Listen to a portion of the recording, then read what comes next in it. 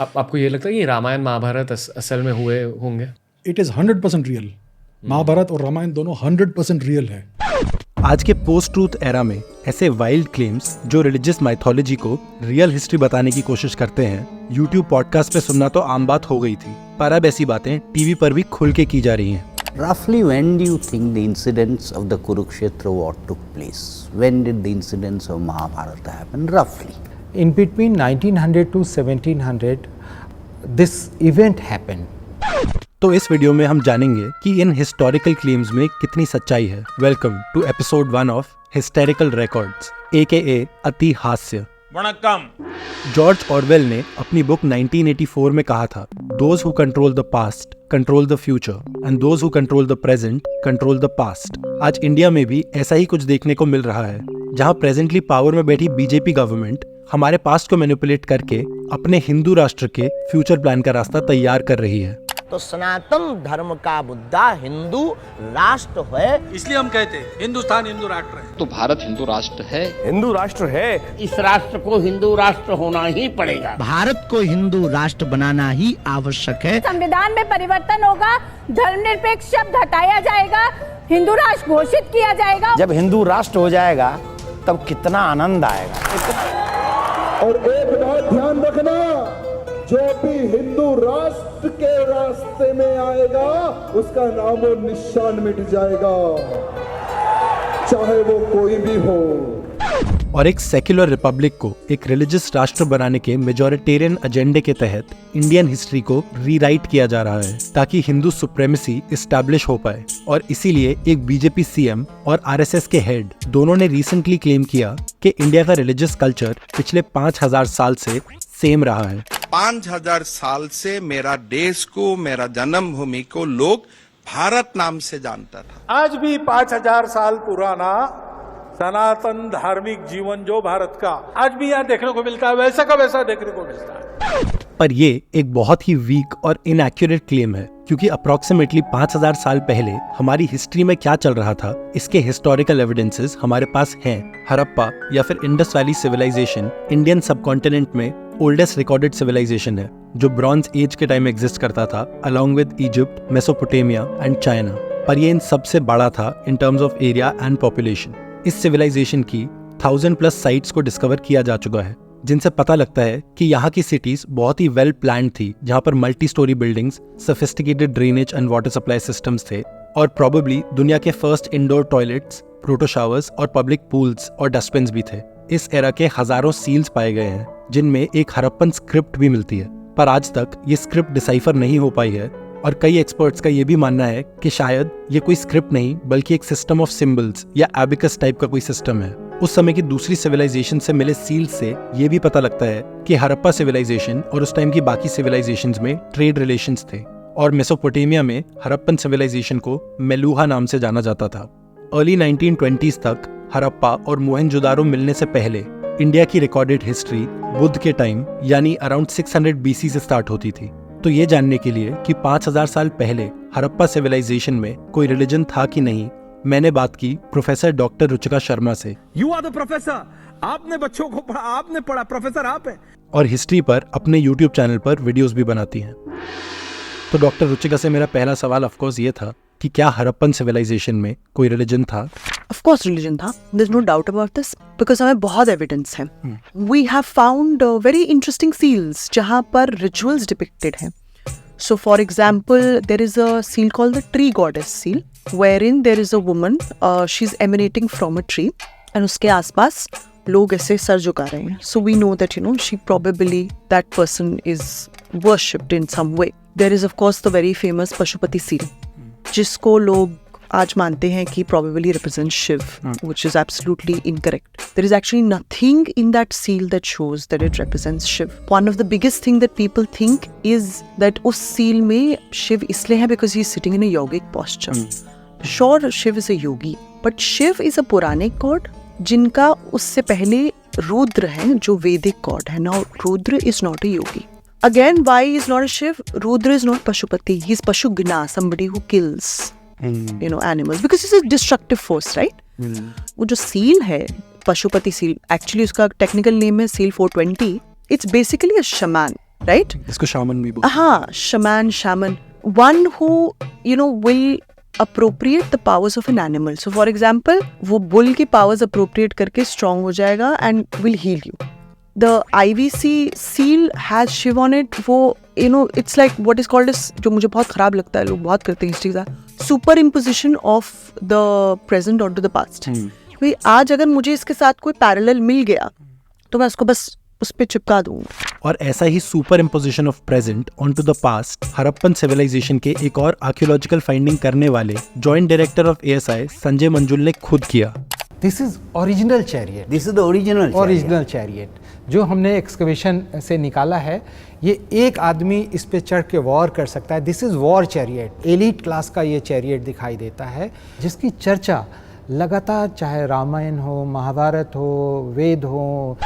Basically इनका claim था कि ये एक हॉर्स चैरियट है जो वॉर्स में यूज होता था और हिंदू रिलीजियस टेक्स्ट में बार बार जिसका मेंशन है. तो मैंने डॉक्टर रुचिका से पूछा कि क्या ये सही है कि आर्कियोलॉजिकल एक्सकेवेशन से वॉर में यूज किए जाने वाले हॉर्स चैरियट्स मिले हैं. No, so there is a difference between a spoked wheel and a normal wheel. So for example, Harappa में we found a lot of bull carts, जिसके ऊपर wheel है but there are no spokes in it. And it's a full wheel.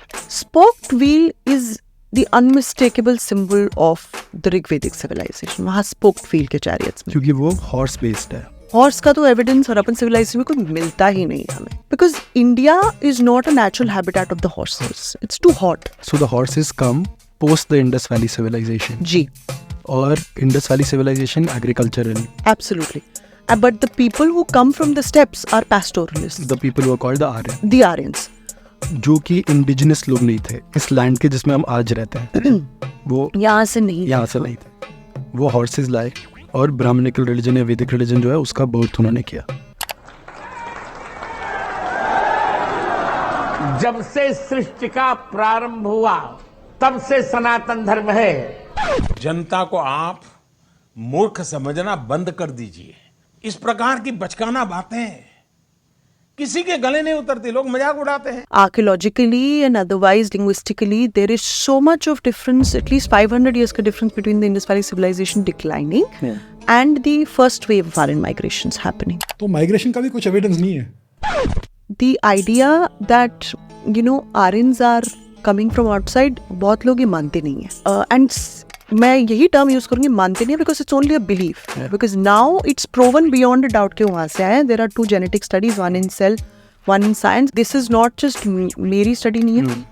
Just to put it out there, 124 scholars in total, including historians, including geneticists, etc. have done it. And I would encourage everybody to read it. एक average Indian के genetic data में 52% Indus valley से आता है, 12% आर्यन से और 36% first Indians या फिर अंडमानीज लोगों से. आर्यंस के बारे में जो अर्लीस्ट थ्योरी थी उसके हिसाब से हड़प्पन सिविलाइजेशन का एंड आर्यन इन्वेजन की वजह से हुआ था, क्योंकि इस सिविलाइजेशन के लोगों के पास कोई आर्मी या सोफिस्टिकेटेड वेपन्स नहीं थे. बट ये आर्यन इन्वेजन की थ्योरी हर तरह से और हर तरफ से रिजेक्ट हो चुकी है. और आर्यंस के आने की जो थ्योरी साइंटिफिकली प्रूवन और यूनिवर्सली एक्सेप्टेड है उसे कहते हैं आर्यन माइग्रेशन थ्योरी. प्रॉब्लम ये है, लोग आज सोचते हैं Aryan migration Aryan invasion is the same. They're not. They're two very different theories. Aryan migration is the one which is academically the most sound. अगर माइग्रेशन भी होता है तो आर्कियोलॉजिकल रिकॉर्ड में आपको कल्चरल चेंज दिखेगा. अलग टाइप, अलग काइंड ऑफ आर्किटेक्चर, अलग अलग चीज़ें. ऐसा कुछ भी नहीं है. 10,000 साल से सेम कल्चरल कंटिन्यूटी है आर्कियोलॉजिकल रिकॉर्ड में. तो बीजेपी और आरएसएस की 5,000 साल की कंटिन्यूअस कल्चरल थ्योरी को उनके यूट्यूब पर बैठे माउथपीस ने 10,000 साल बना दिया. इससे ज्यादा बोगस थ्योरी कोई हो नहीं सकती, क्योंकि सच्चाई ये है कि इंडियन सबकॉन्टिनेंट की हिस्ट्री में इनॉर्मस डाइवर्सिटी रही है. फॉर एग्जाम्पल, यहाँ पर पर्शियन, ग्रीक, चाइनीज ओरिजिन के एम्पायर्स रहे हैं जो सब यहाँ अपने अलग अलग कल्चर और रिलीजियस प्रैक्टिसेस लाए. और अगर इंडियन हिस्ट्री में हम देखें कि अखंड भारत के आइडिया के क्लोजेस्ट सबसे बड़े एम्पायर्स कौन से रहे हैं, तो they happen to be Ashoka का बुद्धिस्ट एम्पायर और मुगल एम्पायर ऑफ औरंगजेब. तो ऐसे सिचुएशन में ये क्लेम करना कि 10,000 साल से हमारी कल्चरल कंटिन्यूटी सेम बनी रही है, इसका हिंदू सुप्रेमेसी इस्टेब्लिश करने के अलावा कोई और पॉइंट नहीं नजर आता. हमारा सनातन धर्म भारत का राष्ट्रीय धर्म है. और इसीलिए चाहे कोई माने कि हम सतयुग में रहते हैं या कलयुग में, मैं मानता हूँ कि हम एक पोस्ट ट्रूथ युग में रहते हैं, जहाँ पर आर्कियोलॉजिकल सर्वे ऑफ इंडिया के जॉइंट डायरेक्टर टीवी पर आके ये क्लेम कर सकते हैं, When did the incidents of Mahabharata happen roughly? In between 1900 to 1700, जो कि हड़प्पन सिविलाइजेशन के एंड का पीरियड है, एक ऐसा पीरियड जहाँ पर सिटीज डिसमेंटल हो रही थी, लोग माइग्रेट हो रहे थे। हमें बताया जा रहा है कि इसी time sophisticated weapons, palaces exist करते थे और एक लार्ज स्केल वॉर हुई जिसका एक भी प्रमाण हमें आज तक कभी नहीं मिला है। महाभारत का प्रूफ हमें नहीं मिला है, इसकी बहुत एक्सकवेशंस हुई हैं पहले भी। P B Lal did it, he is famous for this. He excavated Hastinapur and he was बड़े एंथुसियास्टिक लेवल में गए कि हमें हस्तिनापुर के तो बहुत अच्छे वो डिस्क्रिप्शन को बहुत अच्छा अंदर से पैलेस वैलेस निकलेगा, मड ब्रिक हाउसेस मिली उनको। He was very disappointed. Is he the same guy जो द्वारका भी क्लेम करते थे? नहीं, दैट्स एसआर राव। बट उधर भी ऐसे है कि कुछ बहुत इररिलेवेंट मिला है और उसको सीधा कनेक्ट कर देते हैं रिलीजियस टेक्स्ट के साथ। प्रॉब्लम पता है क्या है? What SR Rao claimed he did is marine archaeology, पर आई मीन ये कंट्री में अभी प्रॉपर आर्कियोलॉजी, ओवरग्राउंड आर्कियोलॉजी में इतना प्रॉब्लम है, there is a lot of question marks. He is doing marine archaeology in the 60s 70s, वो अपने आप में बहुत बड़ी बात है। People are under the impression he found an entire city underneath. 10,000 साल पुरानी, कोई 5,000। हाँ, so the numbers are exaggerated. वहाँ क्या मिला is exaggerated. The finding of the Dwarka is not something जो इतनी अच्छी excavation है कि लोग उसको cite करते करते ही मतलब academic circle. It is actually considered as one of those examples like this is a warning sign, something you should not do in archaeology. तो लोग बोलते रहते हैं कि ये सब नॉनसेंस है। तो 20 साल पहले द्वारका कैसे मिल गई अंडर द ओशन, उसी जगह पे, near the present day city of Dwarka. जनता को आप मूर्ख समझना बंद कर दीजिए। इस प्रकार की बचकाना बातें किसी के गले नहीं उतरती, लोग मजाक उड़ाते हैं। दूसरी बात है, रामायण में क्या कहा गया है कि श्रीलंका जाने के लिए हमें एक राम ने और हनुमान ने एक ब्रिज बनाया, राम सेतु। आज मिला है वो ब्रिज, वो मैन मेड ऑब्जेक्ट है, वो मैन मेड स्ट्रक्चर है पूरा। दुनिया में इससे पुराना मैन मेड स्ट्रक्चर है ही नहीं, इतना बड़ा मॉन्यूमेंटल आर्किटेक्चर का। सो वंस अगेन ये रामायण का भी प्रूफ हो गया। अगर आपने भी राम सेतु पर हुआ ये क्लेम सुना है और आपको भी लगता है कि ये सच है, तो मैं आपको बता दूं कि ये कोई मैन मेड ब्रिज नहीं बल्कि कोरल रीफ का एक स्ट्रक्चर है जो पानी के अंदर है। ये क्लेम इतना वीक और इनएक्यूरेट है कि बीजेपी मिनिस्टर ने खुद पार्लियामेंट में कहा था कि हमें राम सेतु का कोई कंक्लूसिव प्रूफ नहीं मिला है। पर व्हाट्सएप यूनिवर्सिटी का ज्ञान लेने वाले अंधभक्त ये बात कहाँ मानेंगे? वो तो बढ़ चढ़कर भगवान राम की एज एस्टैब्लिश करने में बिजी हैं। हमारे यहाँ तो भगवान राम की जो कुंडली निकली है वो जब नासा के प्लैनेटोरियम सॉफ्टवेयर में डाली गई तो 7114 समथिंग बीसी की डेट निकल आई। अब बताइए, वैसे तो मैं नहीं मानता कि वो डेट सही है, उसके अंदर नक्षत्रों का कैलकुलेशन किया जाए तो बहुत पीछे आएगा। जहां बीजेपी के नेशनल स्पोक्स पर्सन भगवान राम के बर्थ की तारीख 7000 बीसी से भी पहले को बताते हैं, वहीं आजकल के चमत्कारी बाबा इससे और भी बड़ा एस्टिमेट लाते हैं। हमारे राम जी 8,70,000 वर्ष के पहले के हैं और इसके ज्यादा भी हो सकते हैं, तय नहीं हम कर रहे हैं। I have now been doing history for the past 10 years. मैं इतनी श्योर नहीं होती, लोग इतने श्योर होकर घूमते हैं ऐसे पता नहीं सब उनको इतिहास आता है। This is the Ranveer Allahbadia style of history.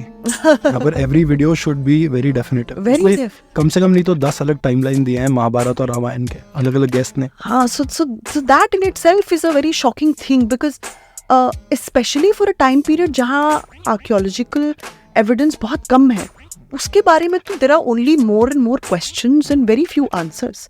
और आज के पोस्ट ट्रूथ युग में बेसिक क्वेश्चंस पूछना ही एक क्रांतिकारी एक्ट हो चुका है, क्योंकि हमारी मेजॉरिटी को इमोशनली भड़काया जा रहा है उन लोगों के खिलाफ जो हिंदू धर्म पे किए गए किसी भी क्लेम पर कोई भी सवाल उठाते हैं। अच्छा, अब आपको मैं पूछ रहा हूँ, आपके पिताजी काल्पनिक कोई कहे कैसा लगेगा बताओ? तो हमारे राम हमारे बाप हैं, हमारे राम काल्पनिक कोई कहेगा हमें अच्छा लगेगा या बुरा? तो ठोको।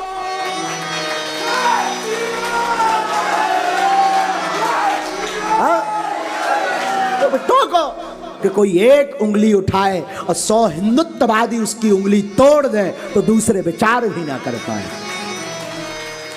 और एक तरफ जहां मेन स्ट्रीम मीडिया पे खुलेआम ऐसे थ्रेट्स दिए जा रहे हैं, वहीं दूसरी तरफ यूट्यूब पर बड़े बड़े क्रिएटर इस डेंजरस पॉलिटिक्स को अपना इनडायरेक्ट सपोर्ट देते हैं by blaming history text books instead of checking their own facts.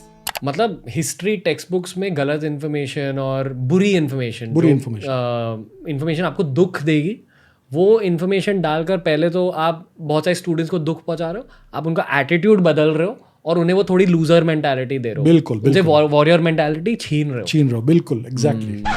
तो अब फैसला आपका है, आपको वॉरियर मेंटालिटी चाहिए या एक लॉजिकल रैशनल मेंटालिटी?